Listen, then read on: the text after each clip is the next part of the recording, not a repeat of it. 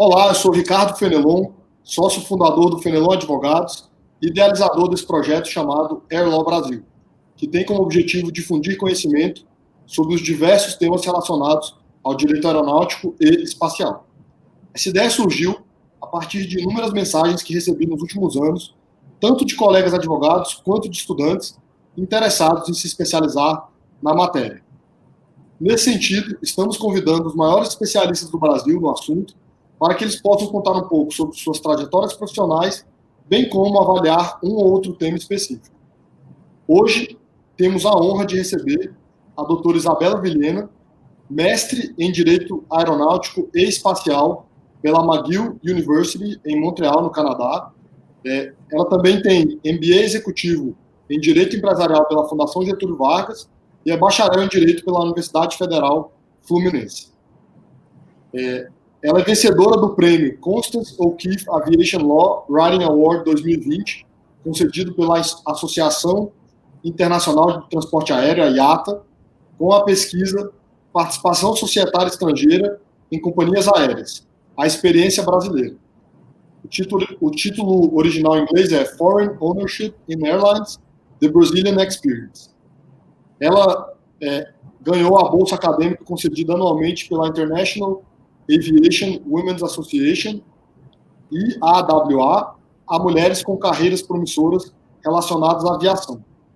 E também o Graduate Excellence Award, concedido pela Faculdade de Direito da McGill a estudantes de pós-graduação com experiência de destaque em suas áreas de atuação em 2018. Atualmente, a Isabela é membro da Associação Brasileira de Direito Aeronáutico e membro da Comissão de Direito Aeronáutico, Espacial e Aeroportuário da OAB do Rio de Janeiro.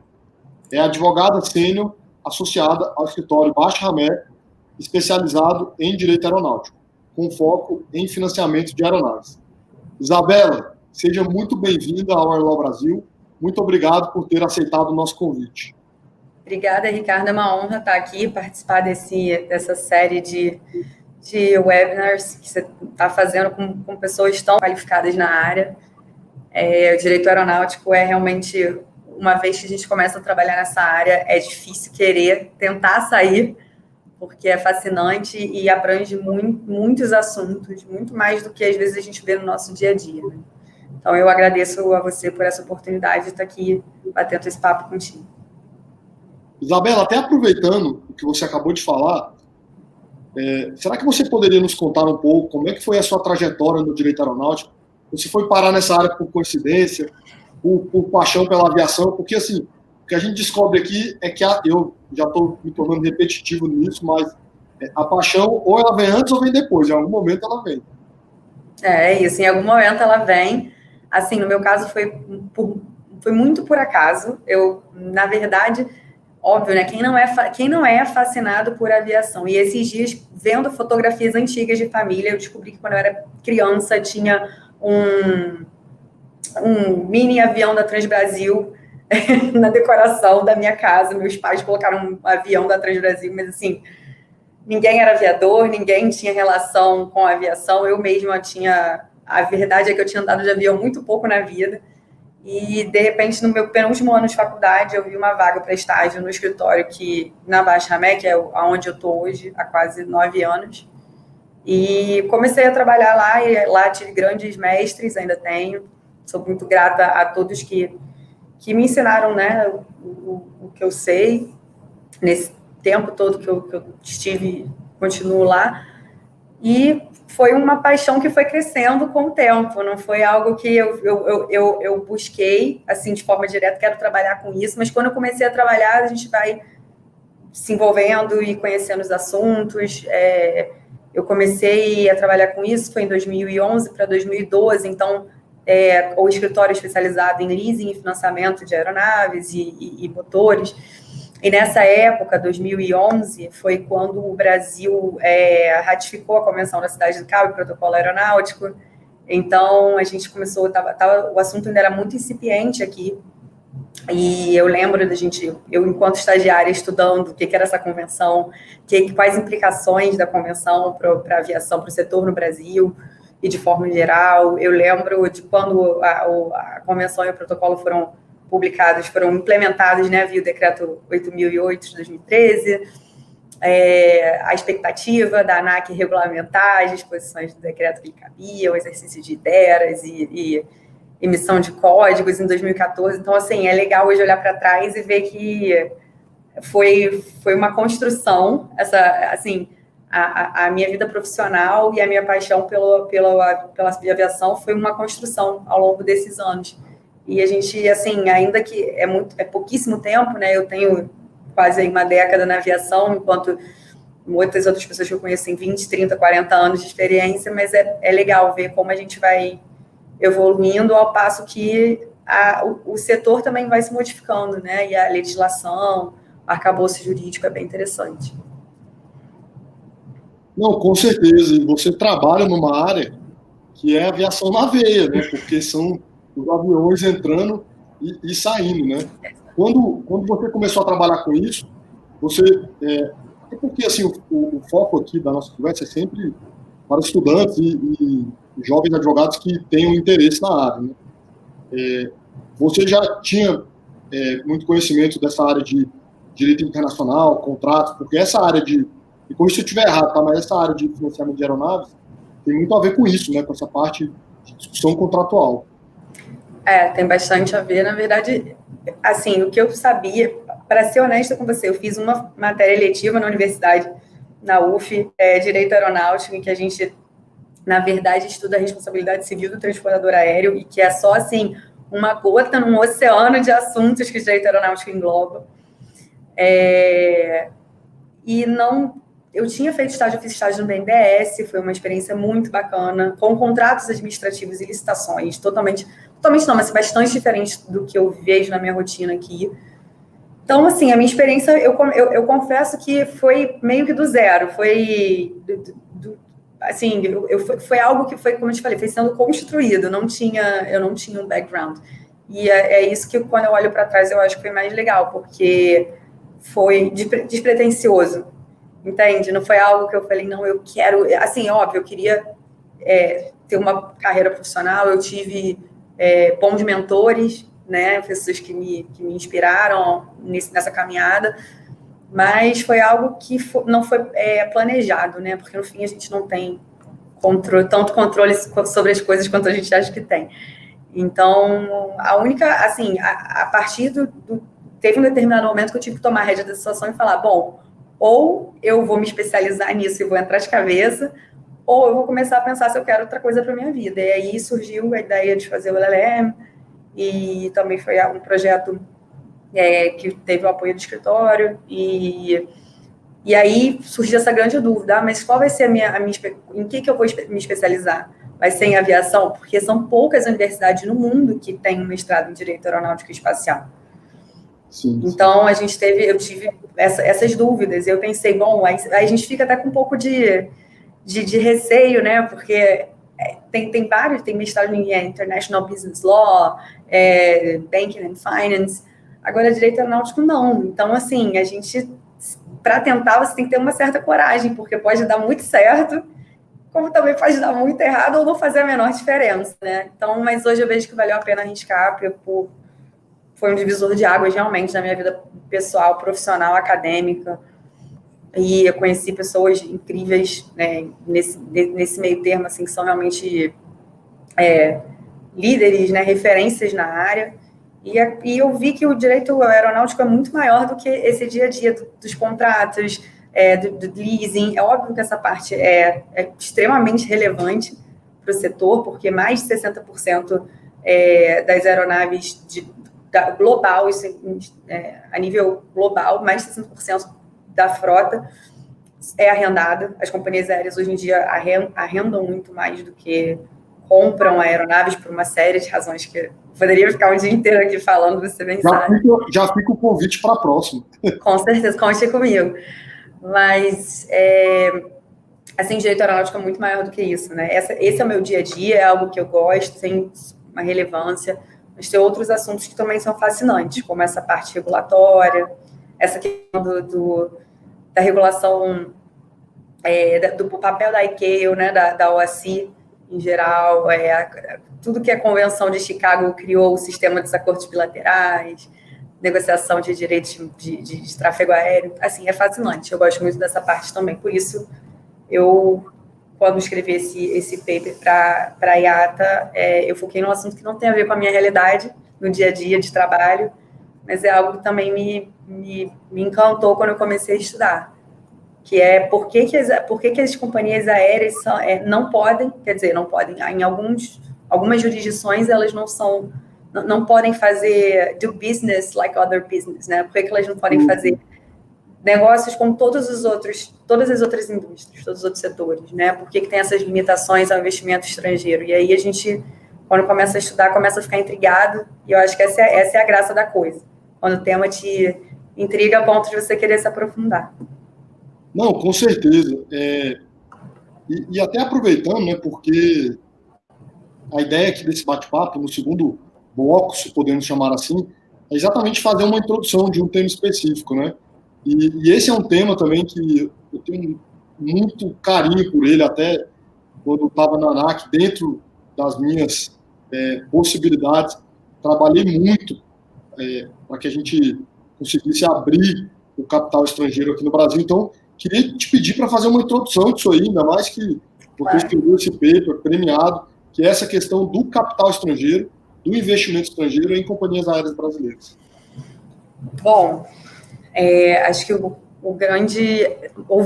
houve muitas tentativas de modificar a legislação tal como era, né? O CBA, a gente sabe que ele data de 1986, um contexto político, enfim, pós-ditadura militar, né? No final da ditadura militar,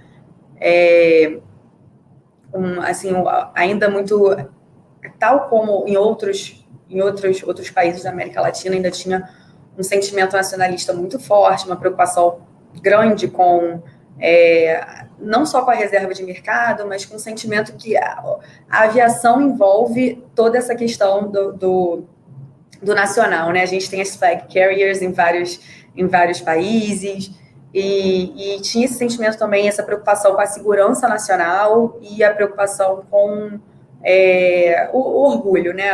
O national pride. Então, o nosso CBA, assim como várias legislações de diversos outros países, buscou, em sua redação original, né, resguardar as companhias aéreas brasileiras, as empresas de transporte aéreo público regular, e determinando que elas só poderiam ter até 20% de investimento estrangeiro.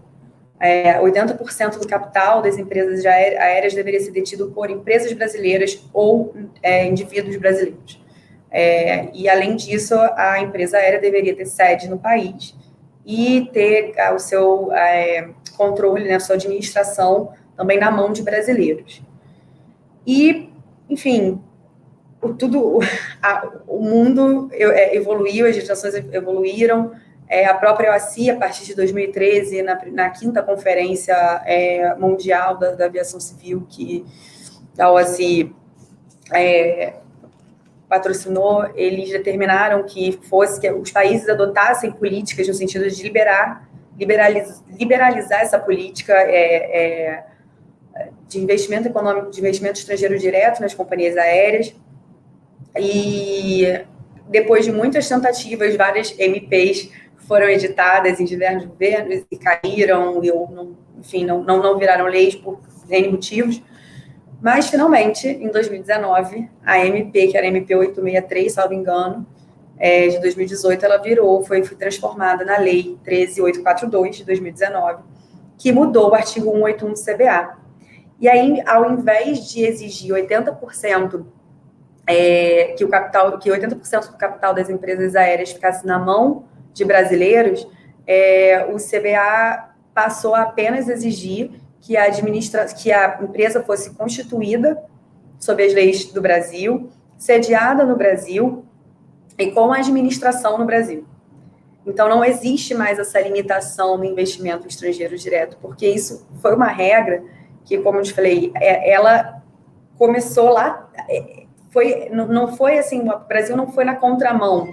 O nosso CBA é de 86, E essa restrição não era exclusividade do Brasil. Muitos outros países também adotaram essa regra. Os Estados Unidos, inclusive, tem essa restrição até hoje. 75% do capital das empresas aéreas tem que ser norte-americano, né? Tem que estar nas mãos de empresas norte-americanas ou indivíduos norte-americanos. Então, assim, o Brasil não foi uma contramão do mundo. A história da aviação está muito ligada ao contexto das guerras. Acho que a gente até já conversou sobre isso. A Convenção de Chicago que é o o principal tratado em matéria de direito aeronáutico. Ele foi minutado num contexto de final da Segunda Guerra Mundial. E aí tem até uma frase que eu gosto bastante do George Orwell, que ele fala que quando a aviação a aviação veio para quebrar as fronteiras, para eliminar as fronteiras entre os países. Mas quando descobriram que a máquina, que o avião poderia causar grandes danos, que as fronteiras se tornaram intransponíveis. Eu acho essa frase bem interessante, né? Porque tem várias discussões, por exemplo, a Convenção de Chicago não tratou das liberdades econômicas, dos direitos econômicos. Então, as liberdades do ar foram tratadas de forma bilateral.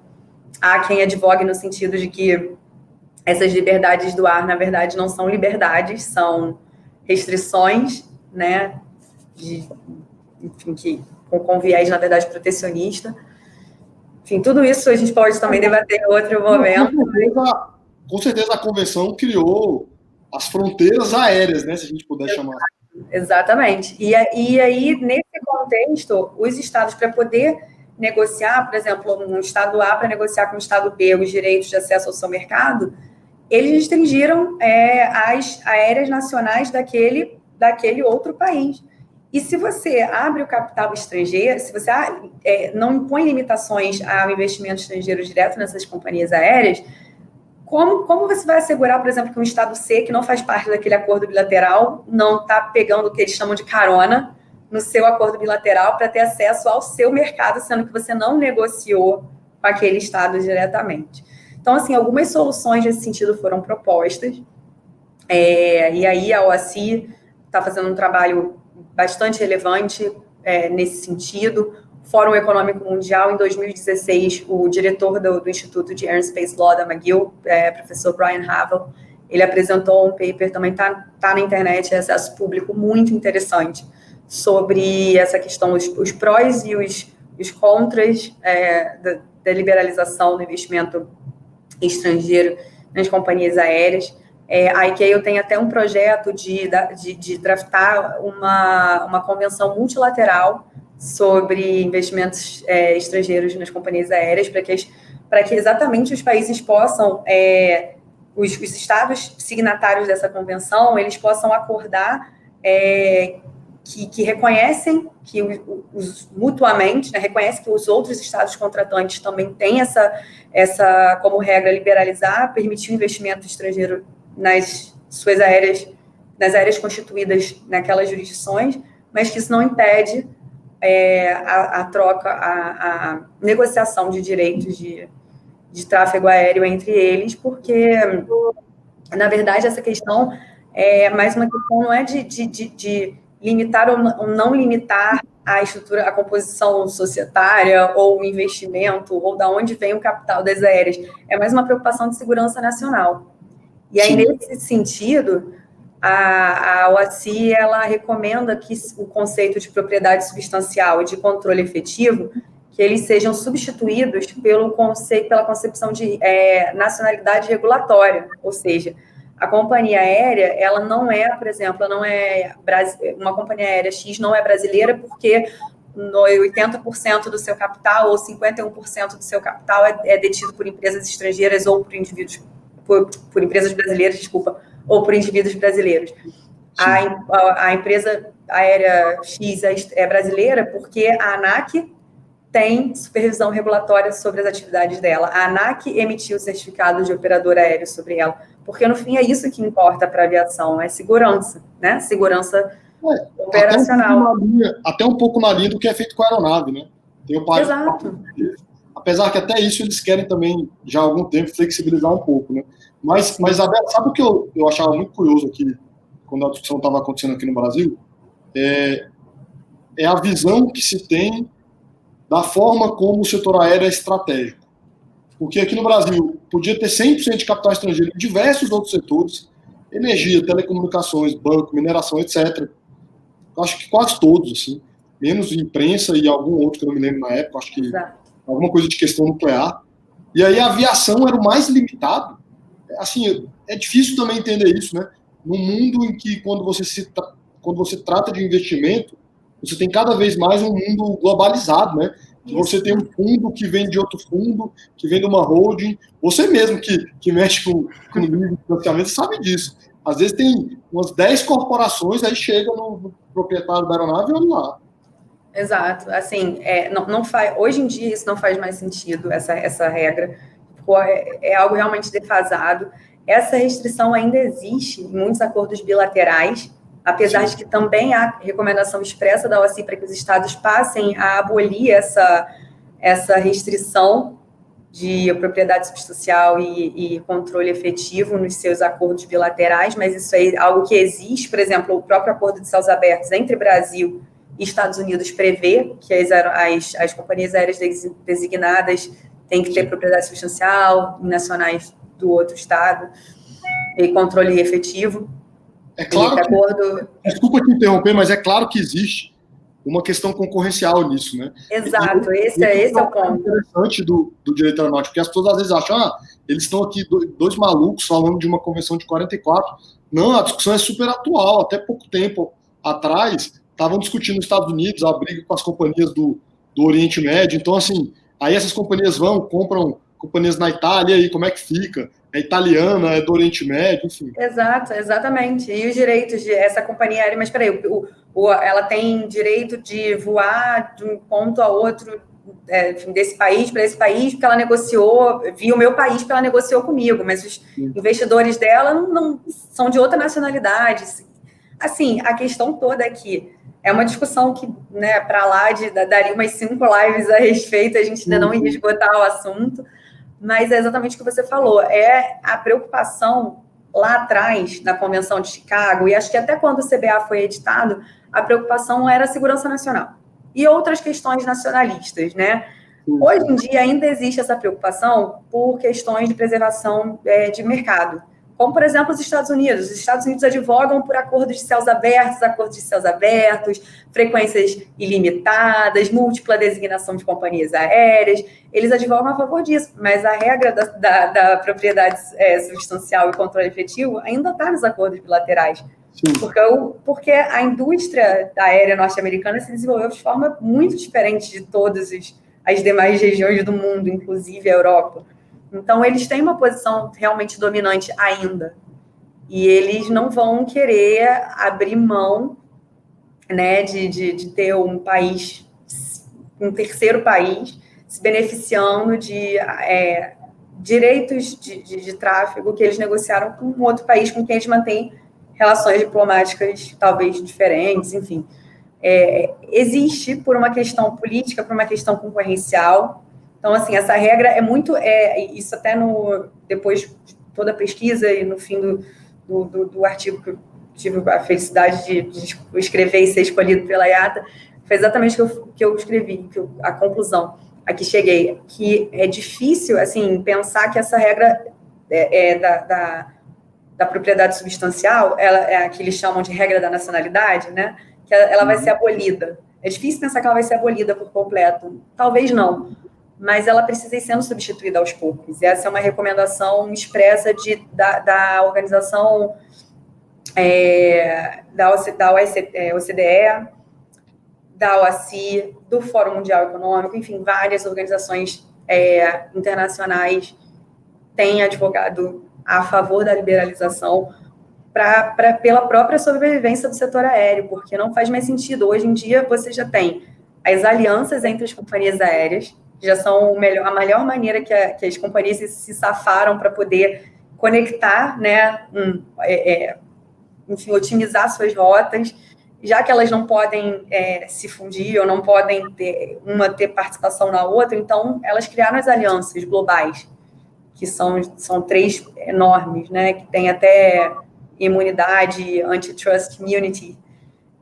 Então, assim, hoje em dia não faz sentido. A gente está pondo o sol com a peneira, porque as companhias aéreas já deram um jeito delas de se adequar à realidade e com razão. As alianças entre as aéreas funcionam e são extremamente necessárias para o negócio delas, para que elas possam fazer dinheiro, ter acesso a rotas que, por várias razões às vezes de capacidade, de frota, enfim, elas não teriam, e se mantém, ainda mais num período que a gente está vivendo de crise, de pandemia, essa liberalização de investimentos estrangeiros vai ser mais importante ainda para viabilizar a recuperação do setor, num futuro bem próximo.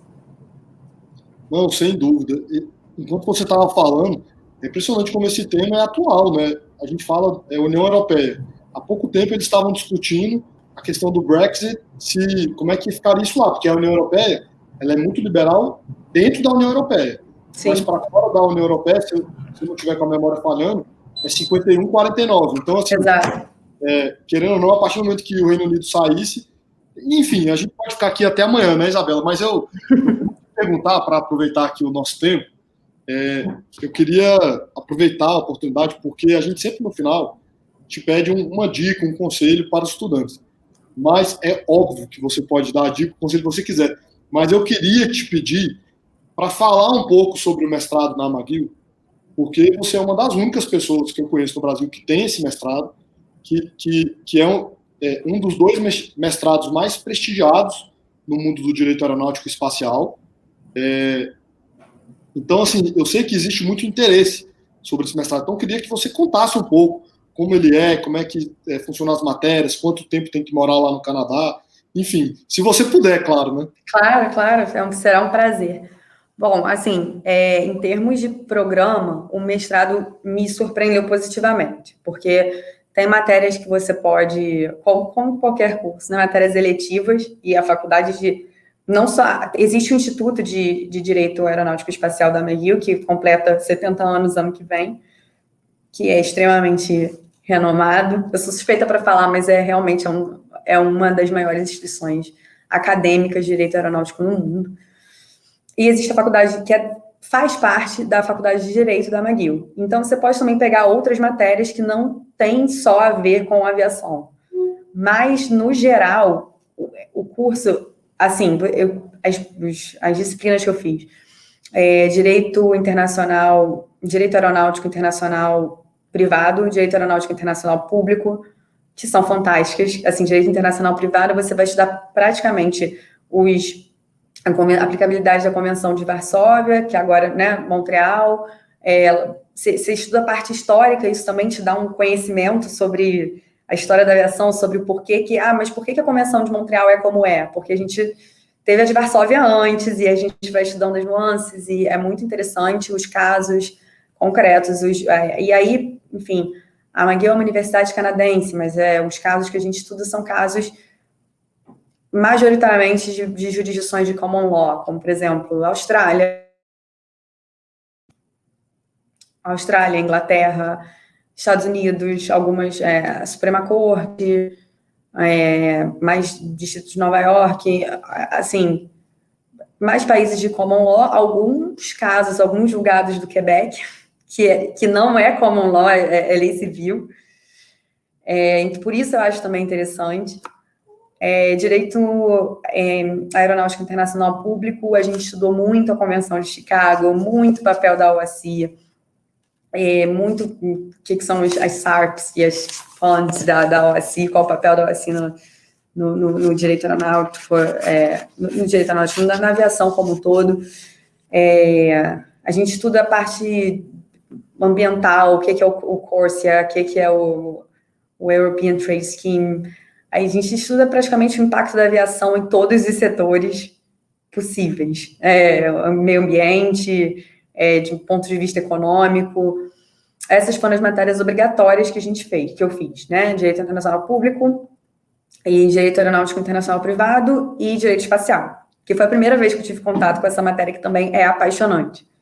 Sou suspeita para falar, mas é apaixonante. Eu nem sabia, assim, para ser honesta, até eu chegar lá, eu tinha uma leve ideia do que seria o direito espacial. Eu sabia que tinha a ver com alguma coisa de satélite, telecomunicações, mas assim, é muito mais do que isso, e também é algo muito atual e que vai se desenvolver cada vez mais, né? Ainda mais agora com a participação ativa dos atores privados, né? A SpaceX, como a gente sempre vê na mídia. E essas foram as disciplinas obrigatórias que eu fiz. Teve uma que eu gostei bastante, Aviation Finance, que foi com um professor que eu já conhecia por razões profissionais, que foi muito bacana também, que ele falou também sobre a Convenção da Cidade de Cabo, sobre a estrutura de um contrato de leasing, as principais cláusulas. Então, assim, tem disciplinas que são mais práticas, outras que são mais teóricas, mas todas igualmente fascinantes para quem gosta da área, né? E a gente teve muitas atividades extracurriculares, assim, muitas palestras, professores convidados. A secretária-geral da OACI, a doutora Fang Liu, foi lá dar uma palestra para a gente. Então, assim, são oportunidades de conhecer referências na área que eu acho que eu não teria em qualquer outro lugar, assim, obviamente, né, que eu digo, em outra instituição. Então, eu fiquei 1 ano morando em Montreal, 1 ano full-time. A cidade de Montreal é bem fria, o clima é desafiador, principalmente para gente que vem do Brasil. Eu morei a vida toda no Rio de Janeiro, então, assim, pode ser desafiador, mas vale muito a experiência. Os professores são incríveis, a estrutura da universidade, do instituto, são, assim, surreais em todos os sentidos, e foi um divisor de águas mesmo. Lembro que eu cheguei e eu pensava comigo mesma, gente, o que está acontecendo? Porque a minha turma tinha umas 22 pessoas de 19 nacionalidades diferentes. Então, assim, eram muitos sotaques, muitas realidades. E não tinha nenhum brasileiro na minha sala. Então, às vezes, eu ficava assim, meu Deus do céu, eu preciso falar português, eu preciso falar com alguém, o que eu vou fazer? Às vezes eu saía da sala. Eu precisava, sabe, assim, um iniciozinho para você se adaptar ali. A cabeça pode dar um nó, porque você vai estar ali, o curso é todo em inglês, né? Eu falei que é em Montreal, no Quebec, mas o curso é todo em inglês. As avaliações são todas em inglês, os trabalhos, provas e tal. Mas no início a gente tende a achar que talvez seja mais difícil do que parece, mas no fim a gente fez, valeu a pena. Enfim, foi realmente um divisor de águas. Eu recomendo quem queira estudar. E a McGill, assim, ela tem o programa do mestrado, tem o programa do doutorado, e tem um outro programa que chama Graduate Certificate. É como se fosse uma especialização. E aí você tem que estudar, são 6 meses full-time, e você ganha um certificado de pós-graduação na área. Então, também é interessante, talvez quem não possa dispor de 1 ano inteiro para morar em Montreal, 6 meses já é algo que dá para se programar um pouco melhor, e vale a pena, vale a experiência, vale as pessoas que você conhece, vale os professores que você tem. Eu acho que tive professores como, por exemplo, Brian Havel, que eu citei, o professor Ludwig Weber, ele é oficial da ICAO, da delegação, acho que hoje ele está na delegação dos Emirados Árabes Unidos, mas ele tem muitos anos de experiência da aviação, principalmente na parte do direito internacional público. Então, eu acho que você ter contato com essas pessoas que têm esse tempo todo de experiência, acho que nada supera, assim. E eles têm muitos recursos, né? A biblioteca é incrível, tem muitos livros, tem muito... O próprio instituto tem uma editora, então, enfim, você tem muito material, realmente vale a pena. Quem tiver interesse, quem estiver pensando em aplicar, o que eu puder fazer para ajudar, fiquem à vontade para entrar em contato comigo, porque acho que é uma experiência que eu realmente recomendo fortemente. Não, sensacional, Isabela. E colocando até a nossa amizade de lado, é uma honra aqui para a gente, para o Airlaw Brasil, receber um brasileiro mestre em Direito Aeronáutico na McGill. Eu sei o que isso significa. Desde muito novo, eu lia os artigos, os livros do Dempsey, que é uma autoridade do direito aeronáutico, que ficou lá há muitos anos. Então, assim, você falando aqui, eu me arrepio. É uma experiência sensacional. Infelizmente, estamos chegando aqui no final desse bate-papo. Tenho certeza que vão ter outros, já até escolhemos alguns assuntos aqui, né? Mas queria te agradecer e te perguntar. Eu anotei aqui, tem que ler seu artigo, tem que ler o artigo do professor Brian, Quem tiver interesse tem que pesquisar mais sobre o mestrado, ou seja, tem uma baita oportunidade de especializar. Mais alguma dica, algum conselho?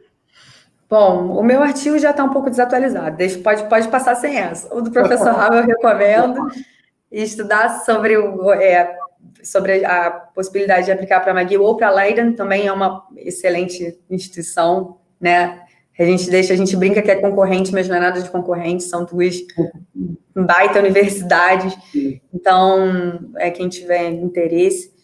E, assim, na parte acadêmica tem o curso da SBDA, né, Associação Brasileira de Direito Aeronáutico e Espacial, eu até fui como membro da comissão da OAB do Rio, eu dei uma aula semana retrasada lá sobre regulação internacional, foi uma experiência bem bacana, era uma turma pequena, foi presencial, mas eles têm esse curso básico todo ano, vale a pena para quem tiver mais interesse e quiser começar os estudos na área, ficar de olho, porque a SPDA tem esse curso anualmente, né, mais ou menos esse período entre outubro e novembro, eles começam a divulgar.